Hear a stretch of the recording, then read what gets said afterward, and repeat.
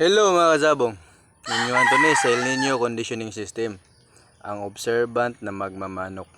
So, nabigay ko na halos lahat ng pamamaraan ko sa pagkukondisyon, pagpreparation at pagpre-con pa lang ng manok. Nabigay ko na ang mga sistema ko. So, ganito naman, may share ko na isang nakakatulong bakit palaging nananalo manok ko. Kaya ito yan ha. Simula pa lang sa pag-breeding mo, pinipicture out mo na yung resulta. So it means, ang foundation mo na inahin at saka broodcock, winning line na. Paano mo masasabing winning line ang broodhin? Babae yun, di yun natatari. Magtanong-tanong ka kung ang mga kapatid nun o ang mga anak nun nagpapanalo ba. Barangay na yun, wala, magsisimula ka talaga sa zero. Wala kang broodcock, wala kang broodhen. So, bibili ka ng broodhen doon sa nagpapanalo na breeder. Bibili ka ng broodhen. Kasi nasa broodhen ang winning line. Ang mga anak na lalaki doon nagmamana sa babae. Oh, hindi nyo yan matanggap na ganyang sinabi ko na nasa inahin ang winning line ng anak. Ito yan, obserbahan nyo yan. Ako, na-observe ko na yan. May nakabreed din ako ng losing line.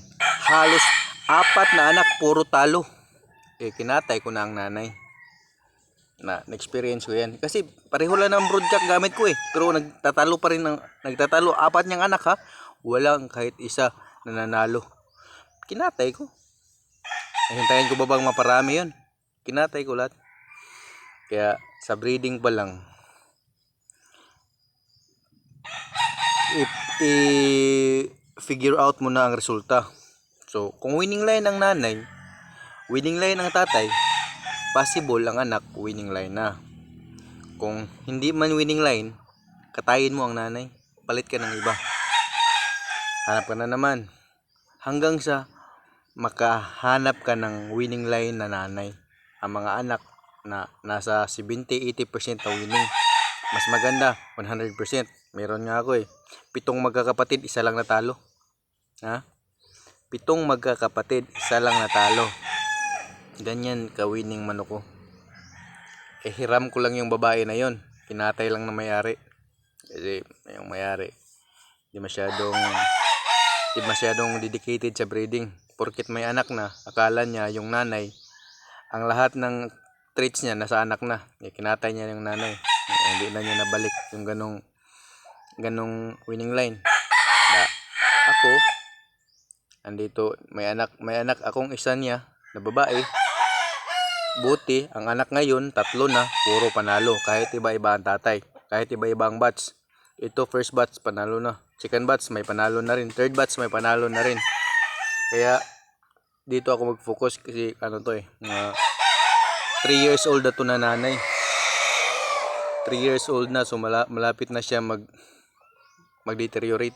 So, mag-focus ako nito. Mayroon akong winning line dito na anak niya. 2 nga to andito pa sa akin. Kasi yung isa na panalo pero patay. Pagka hating gabi, namatay hating gabi. Kaya yun, dito ako mag-focus dito sa nanay na to. Kaya yung nanay na to, paramihin ko. So balik tayo sa breeding. Dapat ang gamit mo na nanay at ang gamit mo na tatay, sa sinabi ko na mahistory na winning, nagpapanalo. Kung matatalo ang anak niya, palitan mo yung nanay. Palitan mo. Kasi nasa nanay talaga ang winning ng mga manok, ng mga palabas mo.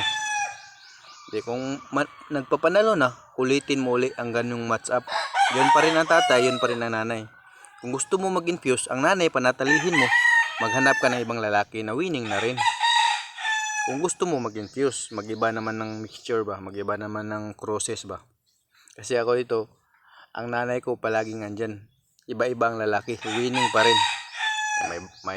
May dome ako. May El Nino dome ako. May Supremo Black ako. Yung mga pangalan na yan, ako na may gawa. Kasi ako nag-breed eh. Yung sweater, breeder lang din yan. Kaya ang Kelso, breeder lang din yan. Kaya si Hats, Sandy Hats, breeder lang din yan. So lahat, kung breeder ka, pwede ka na magpangalan. Oh. At dito lang yun, di naman to, kung sabihin nila, bigyan mo ng credit yung mga breeder sa Amerika. Ha? Dito ko lang to ginawa sa Pilipinas. Yung breed ko, tas i-credit ko sa kanila. Actually, itong dome ko, binili ko to sa amo ko dati. Nakita ko, naghahanda sila ng manok. Nung may trabaho na ko, iba na yung handler ba. Naghahanda sila ng manok. Hindi, amo ko dati, pumisita ako, tiningnan ko yung inhanda nila.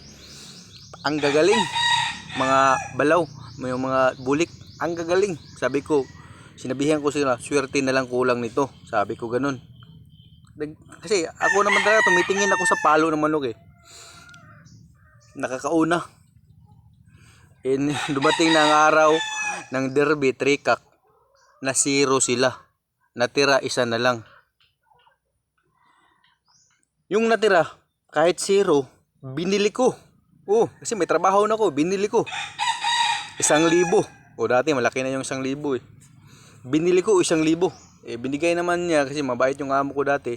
Kasi kunin mo kasi 0 nga score niya eh. Kaya binigay niya sa akin yung natira. O sige, binigay, bininta 1,000. Kuha ko ng pera, binayaran ko. Yun ang binread ko. Hanggang ngayon nagpapanalo pa sa akin. So it means nasa handler ang mali. Wala sa manok. Kasi magaling pa rin hanggang ngayon ang palo ng manok na nakita ko. Nung unang makita ko, kahit natalo sila sa derby na yun, hanggang ngayon andyan pa rin ang galing niya. Pero napapanalo ko na. So nasa handler. Nasa handler ang mali, wala sa manok. Ang tingnan mo lang sa manok, kung makita mo super siya, panatalihin mong super niya. Wag kang mag-over ng gamot. Itong turok talaga, ito ang nakaka-over. Mag-focus ka saka sa klase ng gamot na painom mo. Dapat multivitamins, wag yung fiber, wag yung mga dietary supplement.